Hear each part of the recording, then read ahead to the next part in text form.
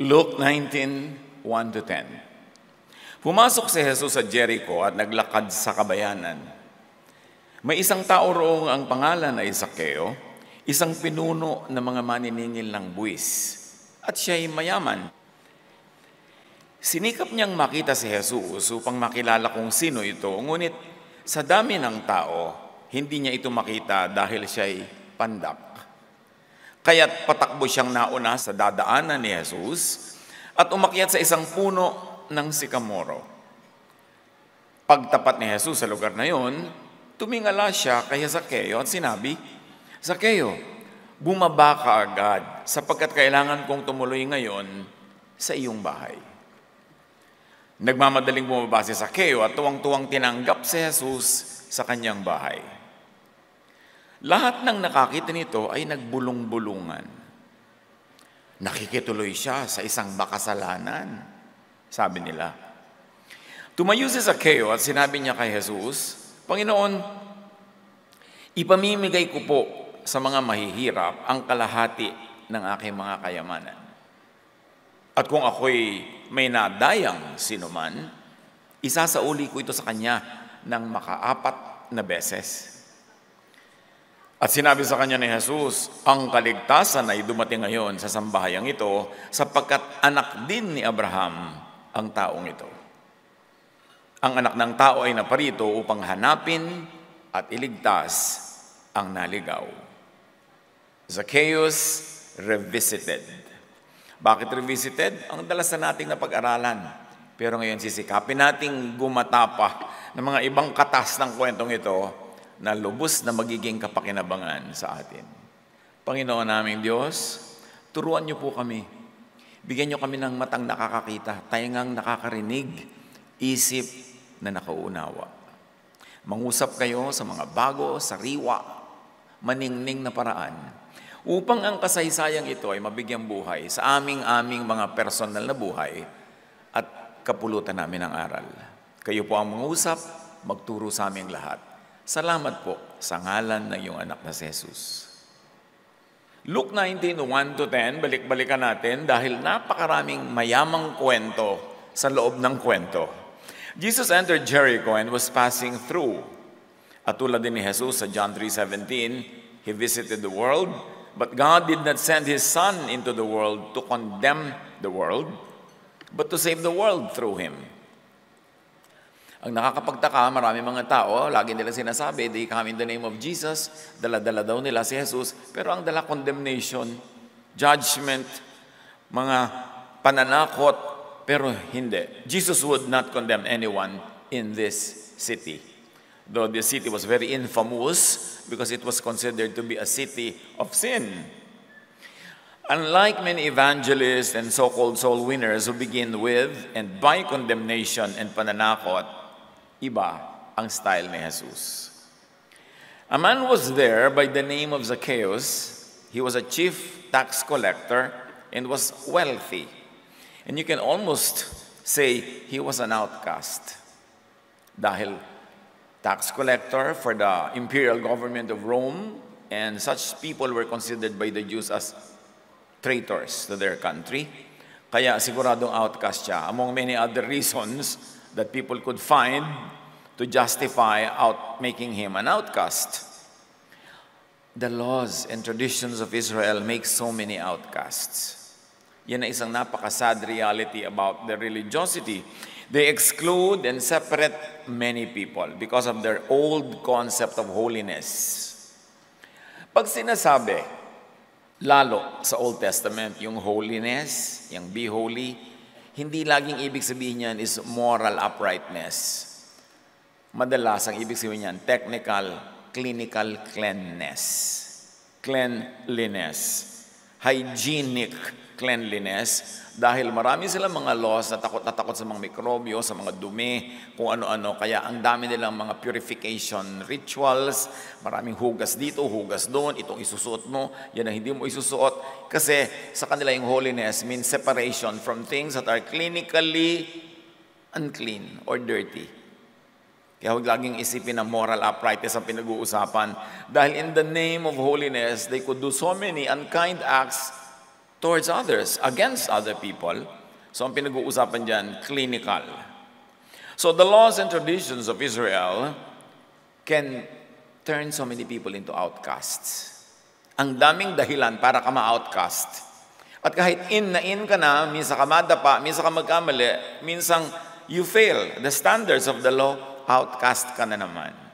Kaya non-stop fear, non-stop guilt, non-stop isolation and separation. Siguro ganun ang kalagayan nitong si Zacchaeus kasi dahil sa kanyang posisyon. At alam nyo, may need. Kasi bakit siya umakyat ng puno? Bakit siya tumakbo? Why did a very mature man do something that only children would have done? To climb a tree to watch somebody passing by. May kailangan siya. Even now, modern-day Pharisees excludes many.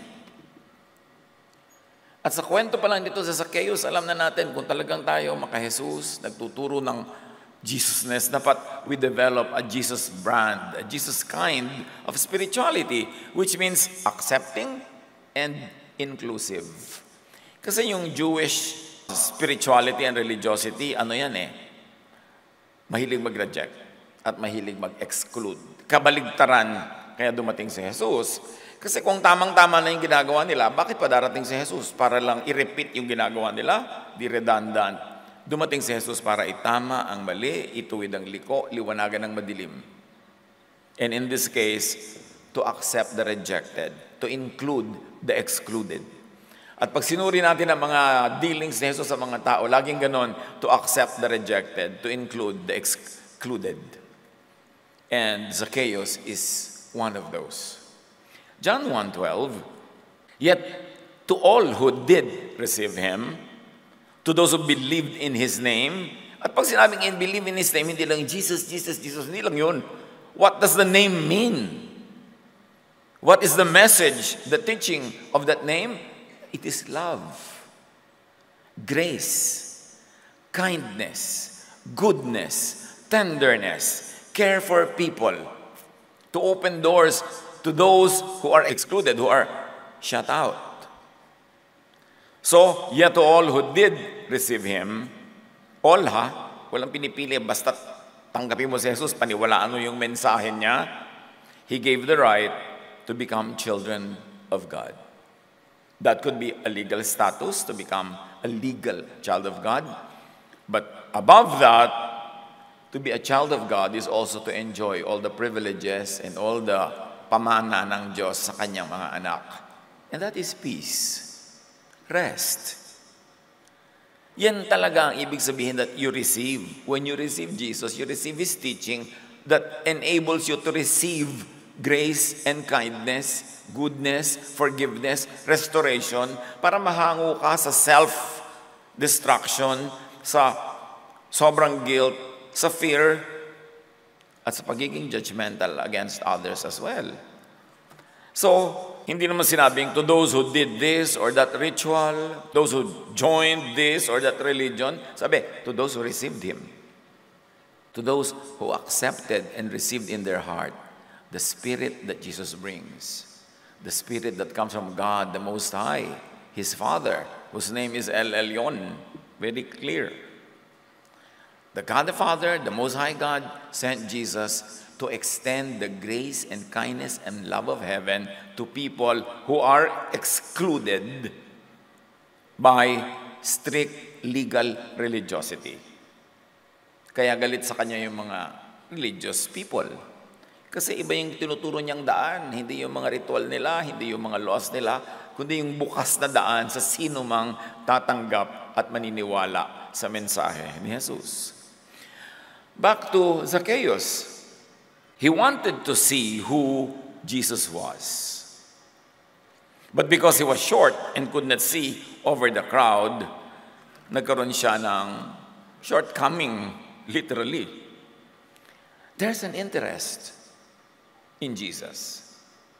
There's an interest in the heart of Zacchaeus for Jesus. But there was also a shortcoming. Sometimes the hindrance to seeing Jesus is one's own situation. Minsan hindi mo maunawa yung turo ni Jesus kasi fixated ka sa mga naunang turo na nag-colonize sa utak mo. Maraming mga tao, pag nauna sa utak nila yung legalistic na mga katuruan, yung mga ancient laws of the Jews, which were given specifically to them, to their race, to their nation, pag nauna yun sa puso ng tao, nahihirapan na siyang maunawaan yung grace na dala ni Jesus. Kasi ang nauuna sa kanya yung strict legalism. Pag nauna sa kanya yung takot at paniniwala sa judgment, hindi na niya maintindihan yung forgiveness and restoration. At pag nangyari yon, natural kung anong naintindihan mo, hindi nang ipapaintindi mo sa iba. Kung ang nakatanim sa utak mo ay galit ang Diyos, lagi kang paparusahan, lagi kang pinupulis, nililitis, inuusig, natural, yun din ang gagawin mo sa kapwa mo. Kaya ang dami-daming mga tinatawag ang mga sarili nila na Kristiyano, pero walang ginawa kundi mambato ng kapwa, mangusig, maghanap ng mga mali, mag-judge, magparusa, manipa, magtanggal, maghiwalay. Yan ang gawa ng mga relihiyoso na itinutuwid ni Jesus. Kung ang masusunod lang yung mga conservative religious leaders doon sa panahon at lugar ni Zacchaeus, wala siyang pag-asang matanggap. Wala siyang pag-asang mapansin. Kasi ire-reject na siya agad.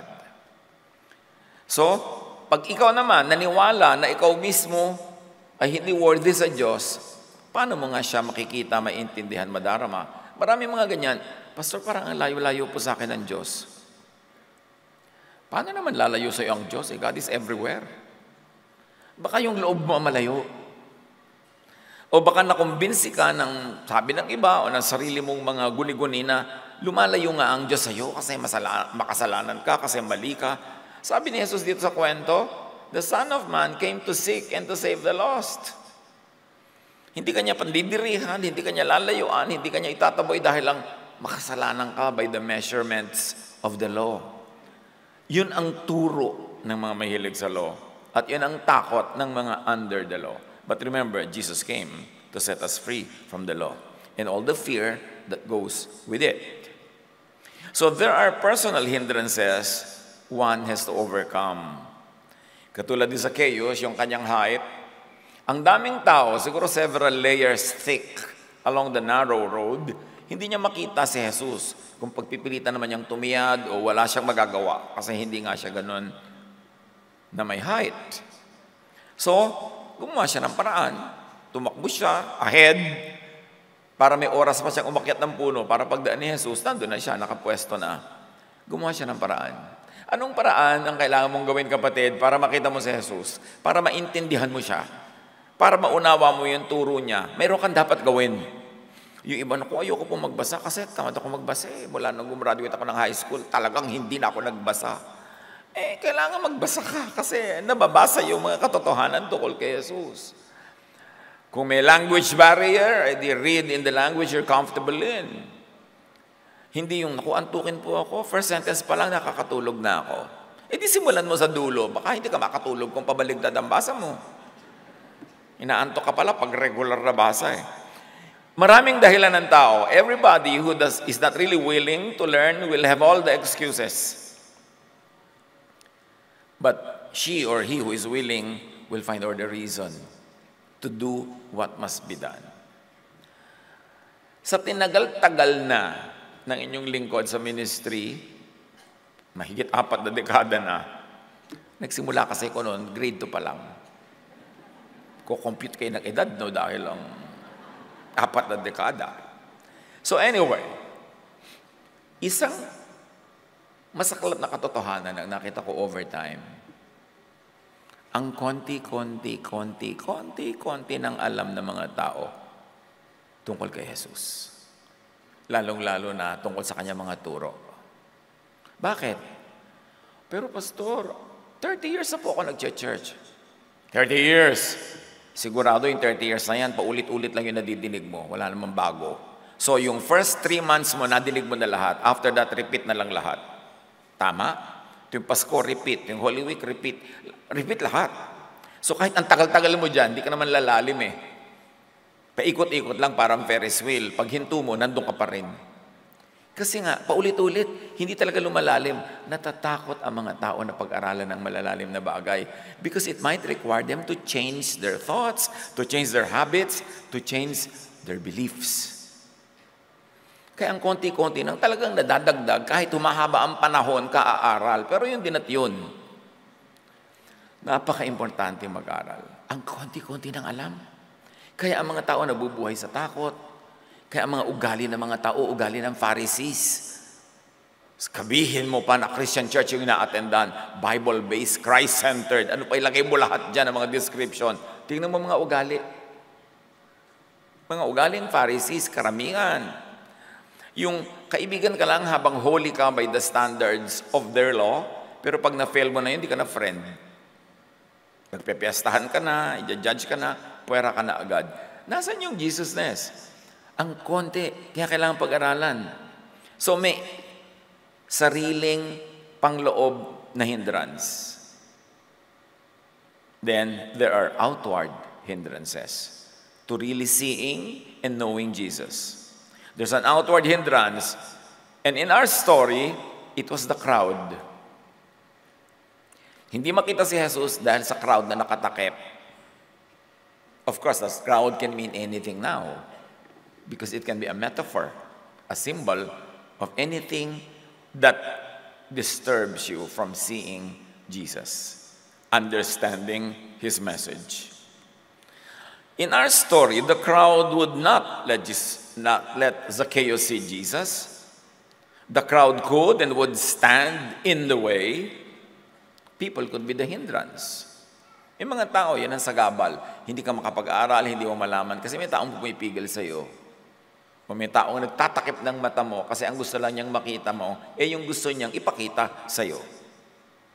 Yung binabawalan ka makinig doon, magbasa nito, manood noon, ang gusto niya, siya lang ang pakinggan mo, panoorin, para masolo niya yung utak mo. The people, the crowds, can be hindrances in seeing the real Jesus. Such crowds won't let you see Jesus as they block your view. Sagabal sila. Sila ang nando sa front, like the religious personages. Kuminsan, yung mga tao, ayaw nila sa Diyos kasi ang ayaw lang pala naman nila talaga yung preacher o yung teacher o yung mga members ng ganung mga sekta o religion. Yung palang ayaw nila, hindi naman Diyos. Hindi lang nila ma-articulate in their own mind na ang tunay na ayaw nila yung mga taong nakasagabal kasi natatakpan ng mga tao ang Diyos. Natatakpan ng mga doktrina nila ang Diyos. Kaya yung mga iba, ayoko ng doktrina ng mga yan, ganon. Yung pala, hindi naman talaga galing sa Diyos. Invento lang ng sekta na yun. O, yun ang akala nila na sinasabi ng Diyos. Ini-interpret nila, ina-apply that way. Hindi pala. Pero nagiging sagabal sa mga taong hindi sang-ayon sa ganong mga katuruan. Meron mga hindi nila makilala ang Diyos ng lubusan dahil yung mga paraan, yung mga method, yung mga learning and teaching methods, ang nakasagabal. Whatever the sagabal is, kung gusto mong really makilala si Jesus, climb your tree. Run your run so that you will see Jesus. Huwag kang papigil. If you really want to know and see Jesus, pero may hadlang, may nakatakip, gumawa ka ng paraan. Huwag kang mag-intay ng spoon feeding. Pag nagpapa-spoon feed ka lang sa teacher o preacher o leader, yung limit ng mind niya, limit mo na. Hindi ka na makakalagpas sa kanya kasi sa kanya ka lang kumukuha. Kung taga-aral ka talaga, nagsasaliksik, plus nadadagdagan ng input niya sa'yo, di lalaki ng lalaki ang iyong pangunawa. So, mga pwedeng nakatakip kay Jesus, ugali o asal ng mga preachers, teachers, leaders, and followers. Mga religious sources, so-called religious scriptures, traditions, doctrines, dapat marunong kang mamili at sumala. Hindi lahat ng sinasabi ng mga taong salita ng Diyos ay salita nga ng Diyos. Marami silang sinasabi, inilalagay nila sa bibig ng Diyos para makinig ka at sumunod, pero ideya lang pala nila yun. Kaya marami mga religious activities and religious groups, napaka-manipulative, exploitative. Kasi ginagamit nila ang Diyos sa sangkalan para ituro nila yung talagang mga doktrinang galing naman talaga sa mga utak nila. Tapos ipinapasa nila, minamarket nila as God's ideas. And then marami mga tao, hindi nila ito maintindihan o ayaw nila, tuloy tinatanggihan nila yung buong package. At sa pagtanggi sa package na yon, sa religious package na yon, nasa samang tanggihan mismo yung Diyos. Kailangan magsaliksik. Paano ba natetest kung talagang galing kay Jesus ang turo? Di ba Jesus taught love? So loving ba ang turo? Loving ba yung application? Loving ba ang method? Kung hindi, edi magduda ka na, hindi yan ang Jesus way. Kaya may Jesus filter. Kasi maraming nagpapanggap na ang tinuturo ay galing kay Jesus. Pwedeng isang word galing kay Jesus, tatambakan nilang 3 paragraphs sa kanila na, pagsasama-samahin nila and market it as the words of Jesus. Importanteng maghanap. Religious culture, practices, and styles could be that crowd that hides Jesus. So seek Jesus na madalas ay natatakpan. Halimbawa, makikinig ka, umattend ka na isang Christian gathering, pero ang turo naman hindi galing kay Jesus, galing kung kani-kanino. Ang closing and ending prayer lang yung may pangalan ni Jesus. Yung gitna, hindi. Yung gitna, puro law, puro condemnation, puro pananakot. Jesus says, do not fear. Tapos tinatakot ka. Jesus says, I have come that you may have life. Tapos puro mga death ang mga ipinapanakot sa'yo. Jesus accepts people who fall in the cracks. Yung mga hindi makasatisfy sa requirements ng Jewish law, minamahal niya, tinatanggap niya, tinuturuan, nire-restore, binubuo ang mga dinudurog ng mga relihiyoso. So, nasan yung Jesus teaching ko? Ang gitna ay puro law, puro legalism, puro Pharisiness. Pero ang opening prayer and closing prayer, kinakabitan ng pangalan ni Jesus. So, akala mo tuloy yun na yung Jesusness. Manuri. Examine. Re-examine religious beliefs and traditions. Understand deeply. Keep knowing more and more. Keep knowing more deeply. Ang daming dapat at pwedeng malaman. Sadly, ang konti-konti talaga ng nalalaman. Kasi formula lahat yung binibigay. Kailangan ganito, kailangan ganon, nakakahon lahat. At dapat di mauuga, di madidisturb kung ano man yung religious culture ng isang grupo. Kaya sabi ni Jesus, you want to pray, go to your room, pray in secret, pray in private. Mas marami kang panahon makipagtalastasan sa Diyos, mas maraming space na madidinig mo ang tinig ng Diyos in your heart, at mas maraming paraan para mas maunawa mo ang Diyos in ways that are above, beyond, and outside of the temple, of the religious institutions, outside of the control of the religious leaders. Kailangan merong one-on-one correspondence with the Spirit of God. Matthew 7:7-9, ask, and let's apply it now for knowledge, understanding, and wisdom. Ask, and it will be given to you. Seek, and you will find. Knock, and the door will be open to you. For everyone who asks, receives. For everyone who seeks, finds. And to the one who knocks, the door will be opened. Lahat ng tao, inaanyayahan ni Jesus na humingi. At sabi niya, kayo bibigyan. There is so much more to know and understand.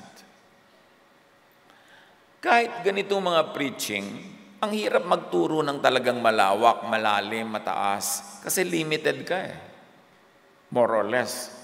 40 minutes up to 1 hour. Anong maituturo mo doon? Anong madidiscuss doon? Hindi ka pwedeng lumalim. Pwede mo lamang buksan yung isip ng mga taong, ayan, may nalaman tayo. Ibig sabihin, marami tayong hindi alam kanina, ngayon nalaman na natin. So that's a clue. Ang dami-dami pang dapat malaman. Na hindi mo lang alam ngayon, kaya hindi mo alam na hindi mo alam. Pero ang dami nun. Dapat talaga mag-aral.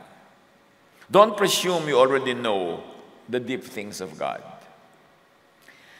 Pati sa mga tanong ko minsan, may mga nagtatanong sa Facebook, may mga nagtatanong sa personal encounter, malalaman mong napakababaw ng pagkakilala ng mga tao kay Jesus. Kasi ang nakatakip yung crowd, ang nakatakip yung Pharisees, ang nakatakip yung mga religious teachings, leadings, mga kung ano-ano, mga doktrina, all claiming to be from God. Kaya mahalaga, manuri. There is something inside of you. The Spirit in your heart will tell you kung iyan na nga ba yun. Pag mayroon kang discomfort, para sa ganito ba yun? Bakit gano'n lang yun? Dapat clue yun na maghanap-hanap ka pa, mag-aral-aral ka pa. Huwag mong iasa sa teachers and leaders yan. Kailangan personal study. Kasi nga, gagawin mong limit mo yung limitation ng tinatanong mo. Pwedeng siya dagdag, pwedeng siya mag-lead, pero hindi siya yung all the way magiging source.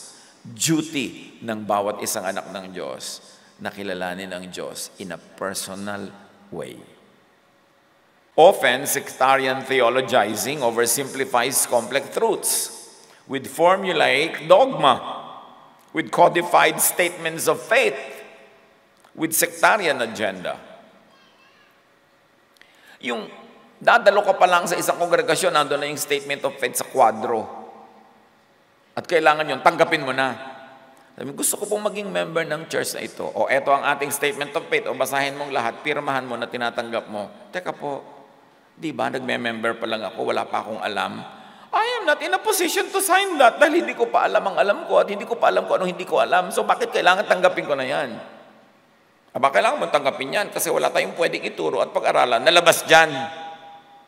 Eh di sumasali ka palang, kinukulong ka na. Kinukulong na yung isip mo, kinukulong na yung paniniwala mo. Dapat, di ba, bukas para pumasok ang liwanag at maintindihan yan. Often, sectarian theologizing manipulates belief systems. Kaya magtataka kayo, iisa naman yung Biblia, bawat ibang sekta, iba-iba turo. Nag-aaway-away pa yan, nagkakagulo-gulo. Makikita mo sa Skyway, may 3 nagsasabunutan. Ay, mga Diakonisa pala ng iba-ibang sekta. Kasi magkakaiba sila ng paniniwala at turo tungkol sa the same verse. Doon pa lang, mag-isip-isip ka na. Bakit di sila magkasundo-sundo? So, walang talagang absolute truth na that works in all of these people. So, you find your truth. You compare and you study and you ask the Spirit to guide you how to operationalize those teachings in your life. Huwag iasa sa iba kasi sila-sila nga, hindi rin magkasundo-sundo eh. Mahalaga. Take it upon yourself to learn. Often, sectarian theologizing hides truth beneath layers of religious gobbledygook. Yung, ang dami-dami mga religious terms, terminologies, blah, blah, blah, hindi mo talaga maintindihan. Amen ka na lang. Kasi ano ba talagang ibig sabihin yung mga pinagsasasabi nila? James 1:5, kaya in-apply natin sa sabi ni Jesus na ask, if you need wisdom, ask our generous God, and He will give it to you. He will not rebuke you for asking. To know more, ask God. Pwede bang diretso? Of course, masagada nga diretso. Pinangako naman niya I will guide you, I will teach you. The Spirit is sent to teach and guide us. Certainly, people, teachers, leaders, yung mga aral, can contribute so much to our learning, pero huwag iasa lahat sa kanila. May mga personal biases din sila. May mga personal hugot din yan na biglang mapapasama sa theology. Kailangan suriin. Ask godly people with great knowledge and wisdom, but assure teachers who hold great knowledge that you could accept high instruction. Gaano kalaki ang gap ng alam ng mga tunay na nag-aaral na leaders doon sa alam ng common members na uupo-upo lang dyan, nakikinig-kinig, amen, amen.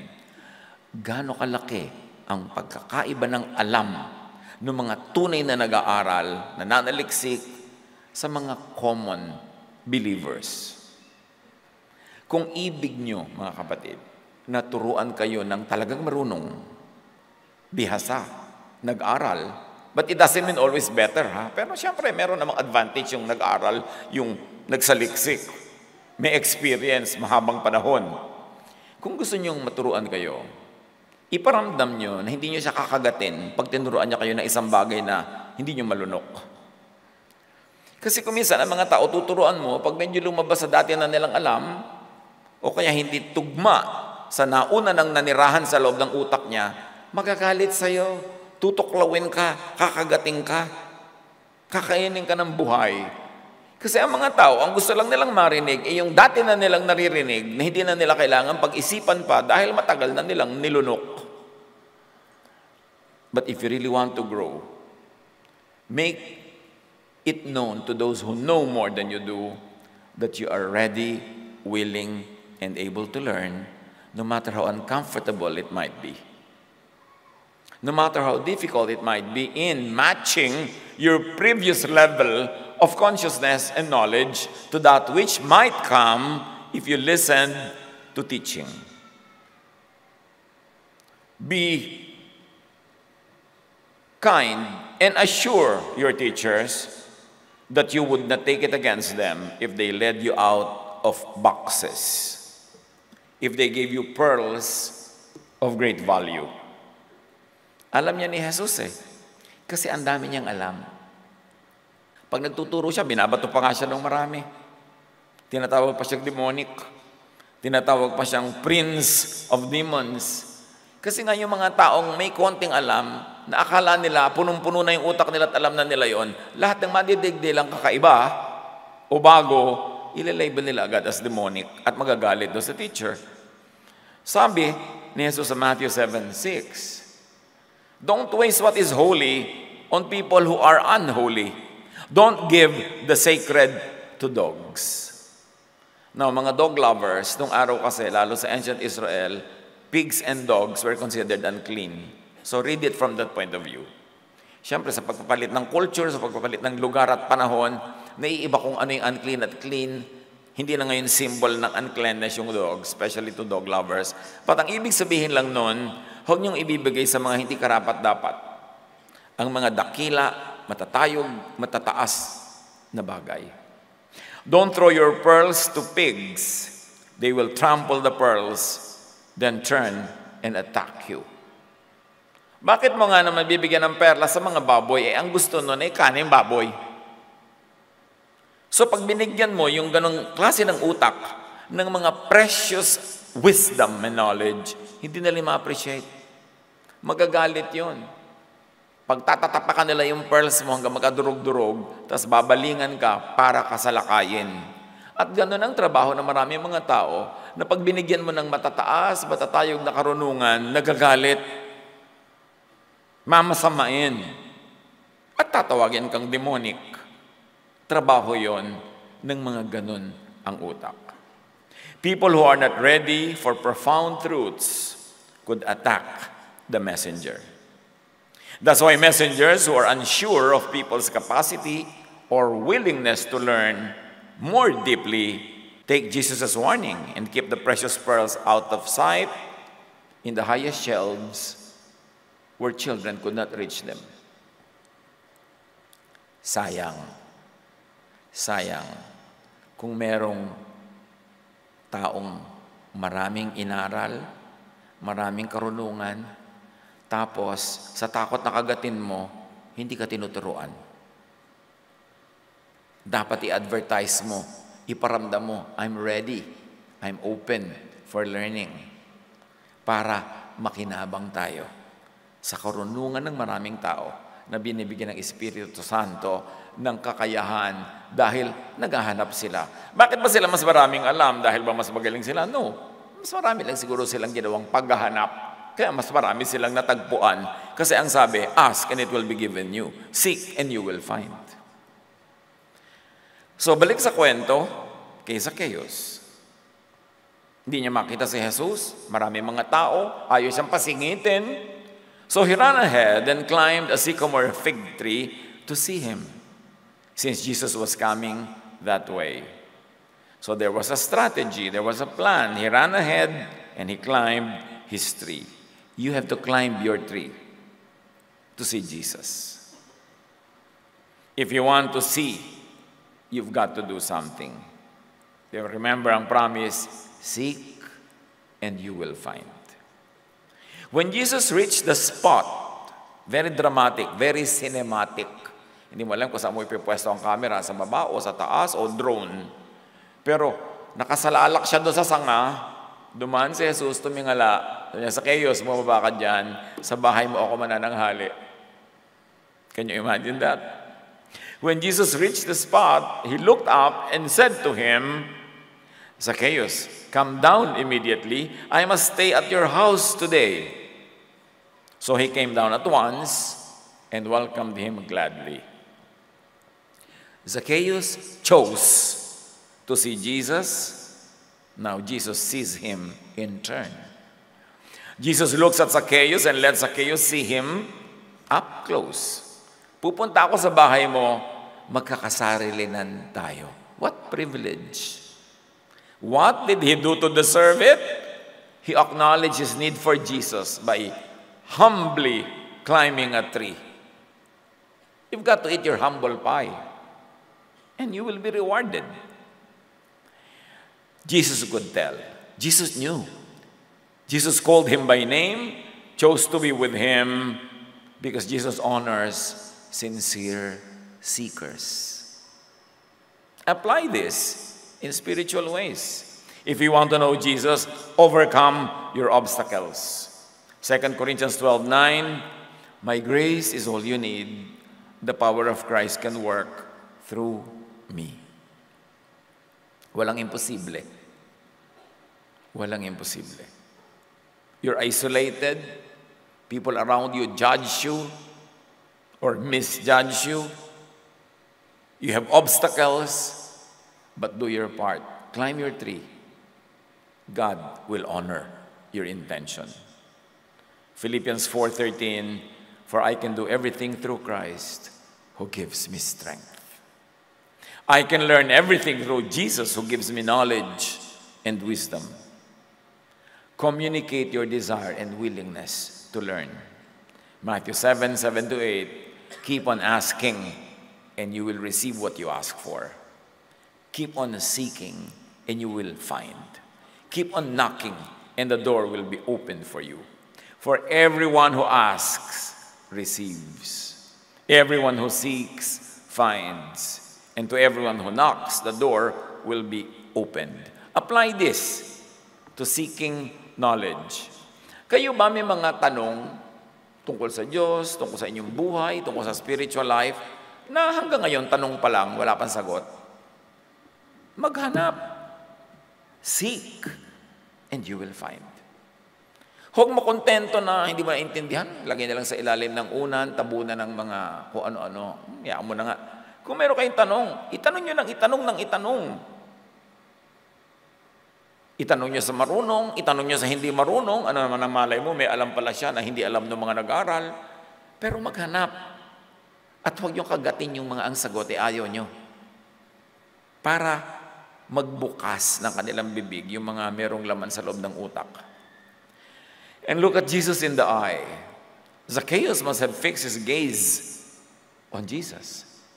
And Jesus did likewise. Then sabi ni Jesus, bumaba ka dyan. What do we do? Go near when called. Because Jesus could be calling you many ways. Hindi ka naman lagi nasa itaas ang puno at tapos tatawagin ka pababa. Minsan tinatawag ka ni Jesus through somebody's message, somebody's text. Minsan through an observation that you have made about something. Maraming paraan na tinatawag tayo, pero nakikinig ba tayo at bumababa ka nga ba? Eh kung sinabihan ko na ni Jesus, bumaba ka, pupunta ako sa inyo, ay, mahirap pong bumaba, bukas na lang. Paano? Lalampasan ka na. O pumunta tayo sa inyo, ay naku, marumi po sa amin ngayon, saka na. Hindi ako handa. Pagka tinawag ka, dapat sagot. Do what it takes. Because there's going to be a great blessing. Go near when called. Receive Jesus in your house. Which also means in your heart. Which also means in your mind. Marami siguro sa atin dito, pag tinanong ko, kailan nyo tinanggap si Jesus bilang Panginoon tagapagligtas? And they will give me a date. Maybe last month, last year, 10 years ago, 20, 30, 40 years ago. You will have a date. Okay, tinanggap si Jesus. Pero bakit nabubuhay ka pa rin sa fear? Bakit puro guilt pa rin ang laman ng utak mo? Bakit puro doubt? Bakit puro question? Tapos, puro pag-judge sa kapwa, puro pamimintas, puro pakikipaglabanan sa ibang relihiyon. So ano talagang tinanggap mo? Kasi pag tinanggap mo si Jesus, ibig sabihin, tinatanggap mo yung katuroan niya. Ang katuroan niya, restoration, forgiveness, goodness, love. So dapat kasama yun na tinatanggap, hindi lang yung name.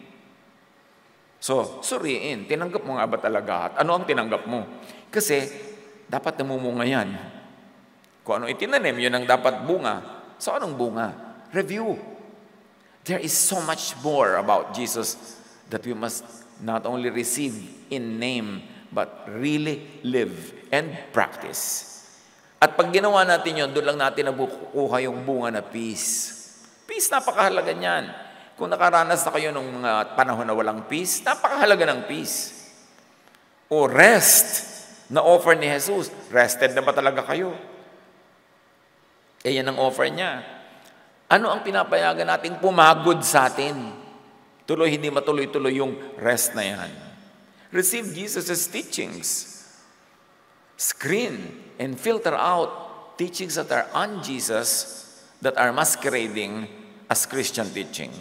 Na ang bunga sa iyo ay yung kabaligtaran ng rest, kabaligtaran ng peace. Salain yan. Kung anong pinapaniwalaan mo, yun ang maghahari sa utak mo, sa puso mo at sa buhay mo.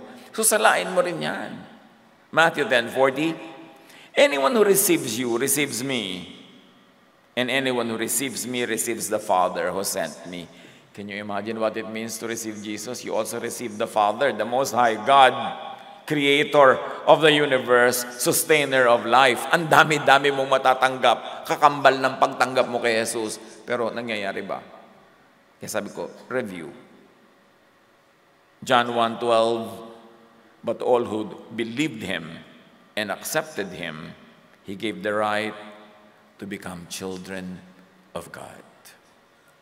In a religious discourse, contestable pa sa marami kung anong ibig sabihin ng to receive Jesus and be a member of God's family. But you may want to apply other ideas of how it could mean to receive Jesus and be with God and be in eternity.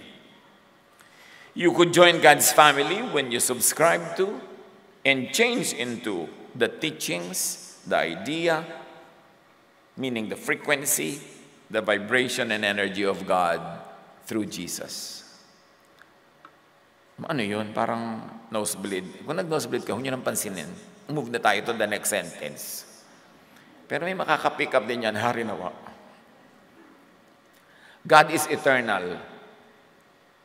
What is eternal? Is energy, frequency, vibration. Lahat ng mga makabasa mo sa physics at sa quantum physics. Kasi God din naman na gumawa ng lahat ng yan eh. So you want to enter eternity, go into situations that are eternal. And that is love. Love is eternal because God is love. There is something miraculous that happens when you love. And when you enter the realm of love, you vibrate in the vibration of the divine. Your frequency follows the frequency of the eternally divine God. Kaya nagkakaroon ka ng eternal life. But then again, dapat pag-aralan yung mga bagay na yan. Kasi hindi siya madaling ma-appreciate. But study. John 14:23, Jesus replied, all who love me will do what I say. My Father will love them, and we will come and make our home with each of them. Can you imagine Jesus and the Father, the Most High God, residing in you? Kaya sabi ng Scripture, you are the temple of the living God. Kaya sabi ni Jesus, the kingdom of God is in you. Tigilan mong hanapan sa mga bundok, mga ibabaw ng bundok at mga libis. Tigilan mong hanapin sa mga templong bato. Dahil sabi ng Bible, God does not live in temples made by man. But you are the temple of the Holy Spirit. God lives in you. The Spirit lives in you.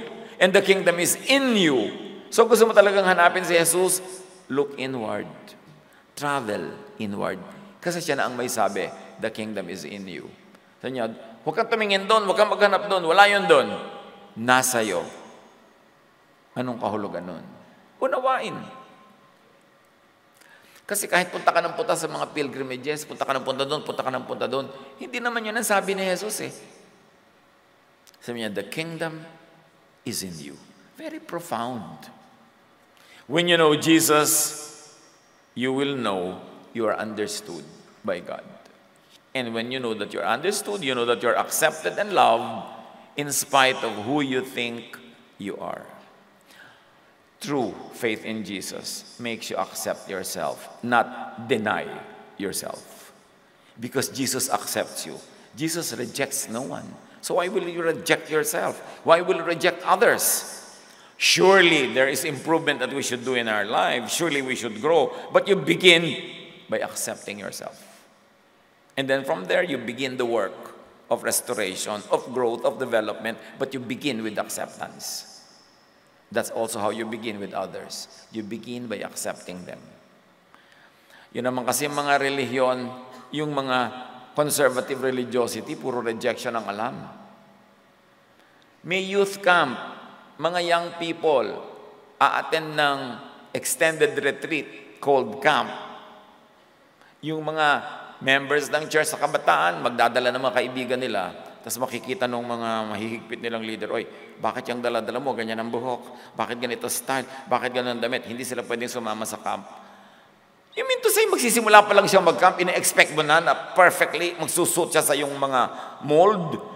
Can't you just accept people at the start and then begin to have commonality with them so you can begin the restoration work that Jesus likes you to do?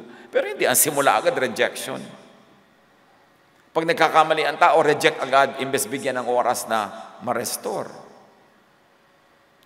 So sabi ni Jesus, come down, Zacchaeus, I will eat at your house, I will stay at your house. Eh di ba ang daming ang tao? All the people saw this and began to mutter, he has gone to be the guest of a sinner. Ibig sabihin, kung sila lang, hindi nila papapasukin sa bahay nila. At lalo hindi nila papayagan si Jesus na pumasok sa bahay ng Zacchaeus kung sila lang ang masusunod. Ganyan ang gawa ng mga relihiyoso na yan. No? So, sasabihin ito iba, uy, bakit naman pinapatugtog nyo sa banda nyo yan? Ba't gano'n ang buhok? Talaga, hindi pwede. Parang, uy, pupunta sa bahay ni Zacchaeus, makasalanan, parang mali. Merong mga, bakit yung pinapayagan mag-serve yung ganyan? Di ba may ganyan yan? May ganun mga issue. Kung mabuti ka nagsiserve para marinig niya yung salita at matuto siya at baka magbago. Kesa ipupuwera mo na, saan mo dadalhin? Tatapon mo. Anong klaseng mga asal yon? Based talaga sa Pharisees. The unJesus deeds of Pharisees, marami. Pero kasali yung utos na judge, criticize, complain, oversimplify, bad, good, wrong, right, black, white. Ang dami-dami ang gray areas na dapat mas careful ang pag-aaral mo. Hindi ganun kasimple. Because many people fall in the cracks. Many people fail the test because your standard is impossible. So what do? You minimize and trivialize, you demonize, disqualify. If they had their way, the Jews would have disqualified Zacchaeus from receiving Jesus at his house. They would have prevented Jesus from entering Zacchaeus' house and from letting Zacchaeus get near him. Kasi yun ang kanilang culture. Culture of rejection, culture of exclusion, hindi inclusion. Modern-day Pharisees disqualify sinners from the presence of Jesus, even from the attendance in church or certain church activities, as if perfect moral uprightness was a requisite or was possible. Kaya yung iba, baka naman hindi ako pwedeng sumali dyan kasi ganito, ganun ako. So ano, sino pwedeng sumali? Yung perfect na. At kung perfect na, hindi na kailangan sumali. Bakit sasali pa? Modern-day Pharisees disqualify sinners from the ministries of Jesus, meaning the church ministry or church work. Modern-day Pharisees disqualify the unclean from church ministries and service as if merong clean enough to serve. Pag may nagsasabi, huy, sinner yan, ba't pinapayagan mo mag-serve? You mean to say, lahat ng nagsaserve na yan, sinless? Pag sinabi mo hindi pwede ito kasi sinner, edi dapat lahat na nagsaserve na yan, 100% yan, sinless? Meron bang ganon? O hindi pa lang sila napag-iinitan at napapansin?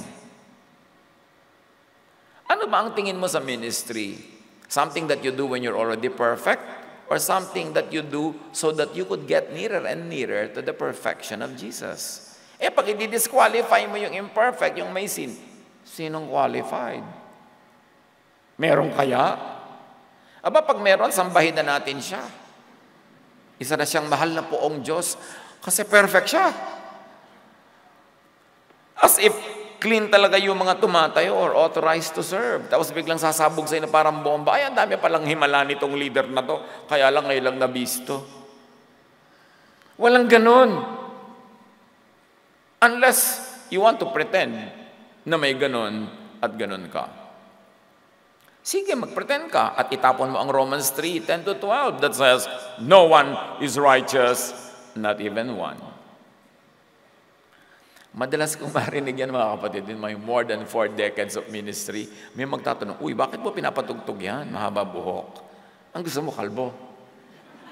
Pwede rin yung kalbo, pero ano kinalaman ng buhok sa pagtugtog niya? Malay mo nga makakatipan ng gitara yung mga buhok niya para mas maraming matugtog. Bakit ganyan? Bakit ganun? Ini-impose nila kasi yung law, religious law, sa local church sa Corinth, nung panahon ni Paul. Corinth naman yun. Uy, bakit yung babae niyo mahikse buhok? Bakit siya tumatayo sa harapan? Sige, hintayin natin humaba buhok niya. Maghintay tayo ng 10 months para siya patayuin. Ang mga babae kasi nun sa Corinth na mahahaba buhok were associated with, maiksi ang buhok, were associated with prostitution. You know, Corinth was a city by facing 2 oceans. So, may mga pier.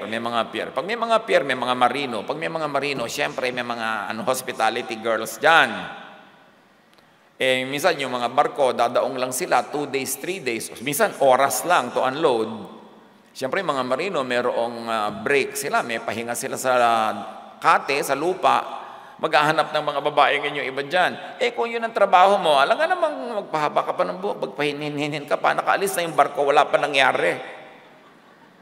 So yung mga prostitute, nagpapaiksi sila ng buhok para i-advertise nila yung trade nila, para wala nang ligawan, direct to the point. So, ang problema, marami mga ganong babae na nag-join ng church sa Corinth, naging mga mananampalataya, pero they kept their trade. Maiksi pa rin yung mga buhok nila, hindi hairstyle, kundi advertisement of a trade that they are holding on to. Kaya nagagalit si Paul. Pag sinasabi niya, kayo mga babae, dapat mahaba buhok nyo, para niya sinasabi, huwag kayo mag-prostitute. Hindi talaga sa number of inches na haba ng buhok mo na susukat yung kabanalan. Maraming ganun hindi natin naiintindihan yung context ng mga utos. Ikaw naman, distant in time and place, ipipilit mong i-impose sa Kambaog, Bulacan. Yung itinuro sa Corinth. Mawala ka na sa context, magiging cruel ka na, unkind ka na. Kaya kailangan nga, di ba, mag-aral. Mag-aral. Hindi ka lunok ng lunok dahil nakita mo, may ibig sabihin yan may context. So, no one is righteous. Romans 3:23, we all fall short of God's glorious standard. Yung nagfa-fall, sino? All. We all fall. Panapanahon lang.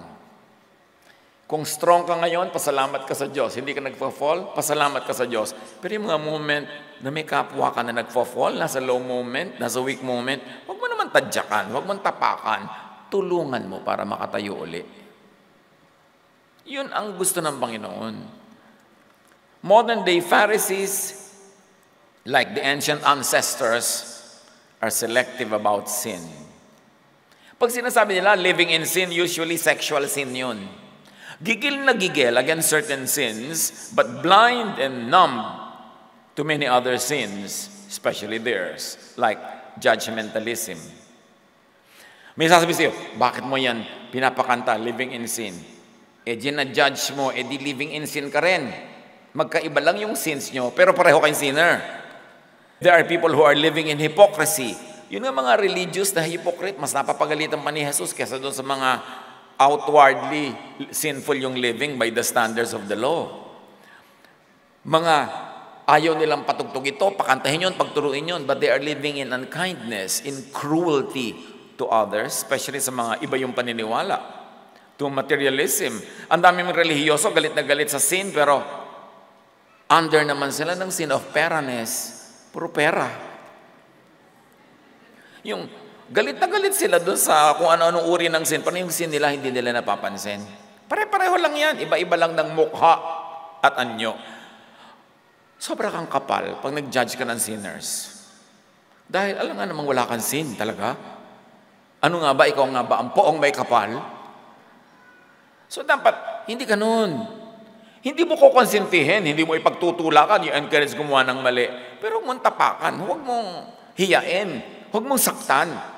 Dahil victim na nga siya ng nangyayari sa buhay niya eh. Tapos, papalalain mo pa. Balik kay Zacchaeus. Ay, siya nga pala, may Zacchaeus nga pala tayong kwento. But Zacchaeus stood up and said to the Lord, Lord, look, here and now I give half of my possessions to the poor. And if I have cheated anybody out of anything, I will pay back 4 times the amount. Kita nyo ang nangyari? Sa isang iglap, marami magkakapera. Bibigyan sila ni Zacchaeus. Yung mga dinaya niya, di ba tax collector nga siya, siyempre may record siya, so alam niya lahat ng dinaya niya. Sabi niya, isusoli ko, may interest times 4. Ang daming na-restore, hindi lang siya, kundi pati yung mga nabiktima niya. Zacchaeus must have long wanted to do this, been waiting for this chance that the teachers of the law and Pharisees denied him, did not give him. Zacchaeus must have been ready for Jesusness, but just never received it from the religious system. Inside everybody, there's that godliness that only needs space to grow in, time to gestate, Jesus or Jesusness to nurture. Lahat ng tao may nakatagong anghel na pag hinimas mo ng tama, lalabas at lilipad at lalago. Pero bawat tao din may nakatagong demonyito. Pag pinitik mo, lalabas ang pangil. So, hindi siya ang point, kundi ikaw, anong ginagawa mo sa kapwa mo? Bakit siya nagiging halimaw? Anong ginagawa mo? Bakit siya bumubuti? Bakit siya gumaganda ang kalooban? Meron tayong pananagutan sa isa't isa na ang palabasin natin yung maganda, yung mabuti. At kung pwedeng tumulong tayong ilibing, ibauna, limutin yung hindi maganda. Yun ang gawin natin. Pero bakit lagi mong pipitik-pitikin, kakanti-kantiin yung makakapagpalabas ng pangit? Merong, pastor, yung asawa ko po, lagi ako sinusuntok. Wala kang ginagawa? Wala po. Di ka nagbubunga nga? Konti po. Ibig mo sabihin, tahimik na tahimik ka, pagdating niya, bigla ka niya susuntokin ng walang kadahilan. Aba, pag ganun yun, baka kailangan psychiatrist, baka kailangan patingnan. Pero tingnan mo rin ang sarili mo, kasi kung minsan nakaka-provoke ka rin. Pero hindi naman kasalanan ng mga babae yun, kasi kahit ano na dapat na bunganga niya, hindi mo naman dapat suntukin, di ba? Pero madalas hindi natin nakikita na napapalabas natin yung mabangis sa tao dahil sa ating behavior. Hindi lahat, meron talaga mga babaeng wala naman talagang ginagawang makaka-provoke, pero ganun talaga yung asawa. Yun ang mga dapat igapos. Pero lagi nating tingnan, ano bang ginagawa ko dito? Ba't siya ganun? Nanay, anong ginagawa mo sa anak mo? Bakit nagiging suwail? Bata, bakit nagiging mahigpit sa iyong nanay mo? Palit ng palit ang allowance mo. Bakit? May ginagawa ka siguro. Dapat nating tingnan yun. We inspire people around us to be the angels that they are meant to be, not the demons that they should not be. Meron tayong effect sa behavior ng ating kapwa. Lalo yung mga mag-asawa, you are in this permanent relationship, investan nyo na lahat ng mabuti para yung buti niya rin ang lumabas. Hindi yung nakikita kayo, away ang kakauwian. Sayang naman, hindi naman kayo maghiwa-hiwalay dyan, nag-aaway pa kayo. Di sayang ang miles. Do something to make your life nice. At si Jesus, yung pagtrato niya kay Zacchaeus, lumabas yung buti niya. Lumabas yung ganda ng kalooban na walang chance ipakita kasi walang nagbigay sa kanya ng chance. The people would have disqualified and prevented Zacchaeus from ministering to Jesus, from ministering for and with Jesus, but Jesus allowed it. Napabulalas tuloy si Jesus. Can you imagine yung tao kalahati ng kayamanan ibibigay sa mahihirap at lahat ng dinaya ibabalik niya times 4? Di halos wala nang natira sa kanya. But Jesus said to him, "Today, salvation has come to this house because this man too is a son of Abraham. For the Son of Man came to seek and to save the lost." So hindi lang yan salvation from hell, kasama ang salvation from being misunderstood. Salvation from judgment and condemnation, from exclusion, inferiority, self-imprisonment. Can you imagine kung ano mangyayari sa social standing nitong si Zacchaeus dahil bibigyan niya ng pera yung mahihirap doon sa lugar niya? Hindi na siya excluded. Isosoli pa niya yung nadaya niya sa mga dinaya niya, edi babalik ang loob nila sa kanya. Everybody gets healed.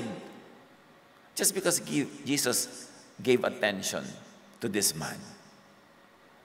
Konting pansin lang kumisan. Sapat na dilig, pataba at alaga para mamunga ang isang halaman. Sabi nga ng kanta, di ba, kahit konting pagtingin, malaking bagay na kung manggagaling sa iyo. So huwag niyong ipagkait. Huwag na muna kayo magtinginan ngayon. Nakatingin kayo doon sa malayo, hindi na ba kayo tinitignan? So, pagtingin, mahalaga. Huwag ipagkait. You inspire people to be their better versions of themselves. At yung mga salvation na yan ni Jesus, also salvation from personal mistakes and from disqualification to serve. Let people serve if they want to serve. Issue na niya between God and herself or himself, yung issue nyo na sin niya. Bahala sila mag-usap. Hindi naman ikaw ang Diyos eh. Bahala sila. Pero huwag nyo silang pigilang maglingkod. Kung minsan yung paglilingkod lang nila nagiging paraan para sila man makarecover, ba't ipagkakait? Para ka naman dudumi, pagka may tumugtog doon na sa tingin mo, sinner, dudumi ka ba naman? Unless dati ka nang marumi. Pero dapat hindi ganun. Loving, kind. Zacchaeus was reinstated as a son of Abraham, and he was sought, found, and restored by Jesus. Mga kapatid, at this point, may Zacchaeus ba sa buhay nyo na naghihintay lang na pansinin ninyo? Tingalain at sabihin, "Come, let's spend some time together. Let's be together. Let's eat together." Ang hinihintay lang ay konting-konting pagtingin para yung gustong-gustong buti na gawin, magawa. Sino yun? Isipin nyo. Madalas hindi yun malayo. Sariling asawa o anak o magulang o kapatid. Huwag ka nang lumayo. Right now, chances are, meron kang Zacchaeus na naghihintay lang na pansinin mo. Gawaran mo ng pagtingin at pagmamahal, pag-unawa, pagtanggap, at yun ang magpapabago sa kanya. Hindi sermon, hindi paggalit, hindi parusa, kundi pagmamahal. Because love changes people. That's why God is love, and that's why Jesus is love. For God did not send His Son into the world to condemn the world, but to save the world through Him. Nakakapagod mag-condemn, nakakapagod mag-justify. Mag-justify na lang tayo. Nakakapagod na mag-reject, nakakapagod mag-accept. Mag-accept na lang tayo, pareho lang nakakapagod dyan. Do the work of Jesus. Do not condemn others. And do not let others condemn you. Mga kapatid, huwag magbait-baitan, huwag magpaapi sa mga church bullies. Huwag niyong payagan na i-condemn kayo ng mga Pharisees. Huwag niyong payagan na lagi kayong panlisikan ng mata, pakialaman, bantayan, ipulis ng mga religious police. Huwag nyo rin yun payagan. Because Jesus wants you free. Not only from the devil, but from the religious people who are like the devil in their behavior. John 5:24, very truly I tell you, whoever hears my word and believes him who sent me has eternal life and will not be judged, but has crossed over from death to life. God is love. God is eternal. Jesus is love. Jesus is eternal. Jesus is the way. Love is eternal. Love is the way. God, Jesus, love is the way to eternal life. Balik-balikan nyo yan kung nosebleed. Those that are loved by God, those that love God and others, receive and enter the frequency, vibration, and energy of love, which is eternal. I-quantum physics nyo yung mga pag-unawa ng verses, I tell you, profitable. Pero kung ano yung quantum physics, nakakain ba yan? Huwag na. Magbasa ka na lang ng ganito. Saka na, bukas na. Pero meron ready na for that. Go and proceed. Proceed. Kasi maraming paraan to know God, hindi lang isa. Uy, siguro nagkukwantum kayo mga pumapalakpak dyan, ano? Alam nyo kasi, kung minsan meron kang hindi maintindihan, tapos, sige na lang. Pero maraming paraan ng pag-unawa. Buksan yung isip nyo. You know why science, I love to say, could be God's last prophet? Because the truth of science is true in any religion, in any tradition, in any race or situation. Gravity is always gravity. EMC square is always EMC square. Velocity is always velocity. Buoyancy is always buoyancy. Kahit anong relihiyon mo. Why? Because God is the author of natural law. God created the physical universe and God created all the laws. Gusto niyong maintindihan ng Diyos through chemistry? Do it. You will be able to do it. Lalo naman pag gusto niyong maintindihan ng Diyos through arithmetic and math. Yung mga formulations, kahit anong gawin mo, hindi maiiba yung formulation na yan. Kasi nandyan yan, inilagay yan ng Diyos. So, hindi lang sa religion makikilala ang Diyos. Hindi lang sa religious tradition. Hindi lang sa religious scriptures. Go to the laws of nature and you will find the laws imprinted there by God. That's an avenue to understand God more. Huwag limitahan. Mark 12:28-31. One of the teachers of the law asked him, of all the commandments, which is the most important? Ang halaga ng tanong, di ba? Kasi ang dami nilang commandments eh. The most important one, answered Jesus, is this. Love the Lord your God with all your heart, and with all your soul, and with all your mind, and with all your strength. The second is this. Love your neighbor as yourself. There is no commandment greater than this. Para kang tinanong, ano po ang greatest theology? Love. Ano po ang pinakamahalagang baptism? Immersion, sprinkling, pouring? Love. Ano ang pinakamahalagang kainin na sa Lord's Supper? Merong lebedura o wala? Wafer? Bonete? Na pandekoko? Love. Yun ang greatest teaching. Doon ka mag-focus. Kasi mga ibang religious teaching, away ang susuungan mo dyan eh. Hindi yan masettle-settle. 2,000 taon na hindi yan na-settle. Don't think masasettle mo yan ngayon. Pero sabi ni Jesus, focus on what's important. Love. Love is high religion. Kaya sabi niya, I was hungry, you fed me, go to eternal life. I was in prison, you visited me, inherit eternal life. Love. Why love? Hindi nababaliwala si Jesus, because siya yung author ng love. Siya yung nag-articulate ng love. So, hindi siya natatanggal sa equation. Pero, ino-operationalize lang natin. When you love, you enter the vibration, the frequency, the energy of the divine who is eternal. There is something that happens when you love.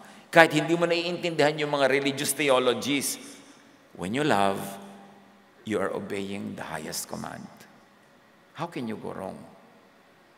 1 Corinthians 13:13, the greatest is love.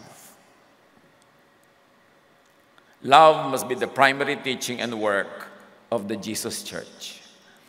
And Jesus went to Jericho exactly for love, to love.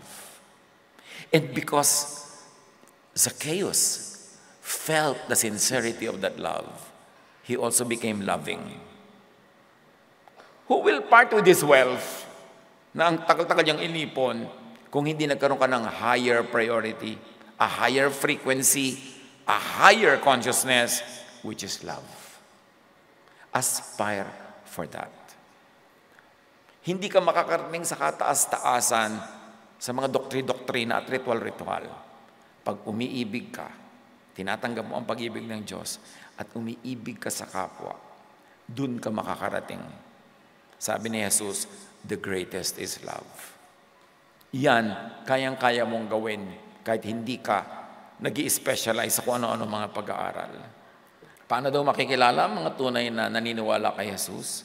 By this, everyone will know that you are my disciples if you love one another. Nakakita na ba kayo ng mga relihiyoso na nag-aaway-awayan, nagbabangay-bangayan, to the point nagmumurahan, nag-aaway-away dahil sa doctrine? Paano mo i-justify yung pagiging doctrinal mo kung hindi ka loving? Ang highest doctrine is love. So sa pakikipag-away in the name of doctrine and religion, dinidisqualify mo agad ang sarili mo na matawag na godly. Know a church by its love. Hindi yung nakasulat na statement of faith. Dali-daling isulat yan pero nangyayari ba? Join a church, a fellowship, a community for its love. Like Zacchaeus, seek Jesus. Huwag ipagsiksikan ng mga sarili mo sa Pharisees. Nakita niyo si Zacchaeus? Si Jesus ang hinabol. Jesus is infinitely kinder, more loving, and more accepting than the religious leaders and the religious system. Pag religion lang hinanap niyo, mabibigo kayo. Kuminsan, ang tagal-tagal na bago malamang nakakabigo rin pala. Pero, how can you go wrong when you seek with Jesus in the realm of love? Climb your tree to see Jesus, to be with Jesus. Ignore, transcend your judgmental, exclusive crowds and Pharisees. Kung nakinig si Zacchaeus doon sa crowd na yon, hindi niya tatanggapin si Jesus sa bahay niya. Huwag kayong makinig sa mga pumipigil sa inyo. When you want to accept the love of Jesus and when you want to spread that same love, listen only to the voice of the Spirit. Don't let the world stop you. Learn from Zacchaeus. Salamat, Panginoon. Dahil kahit dito kay Zacchaeus, chief tax collector, mas marami pa kaming natututunan kaysa mga religious experts. Teach us to seek you. We open our hearts to you, O God, to receive your love, to receive your unconditional love. Turuan mo kami na maging ganun din sa aming kapwa. And right now, ibulong mo sa amin, Panginoon. Kung may mga Zacchaeus kami sa buhay na dapat hanapin, tingalain, tingnan, tanggapin. Be with the Lord in silent reflection. Let this message be real in your personal life.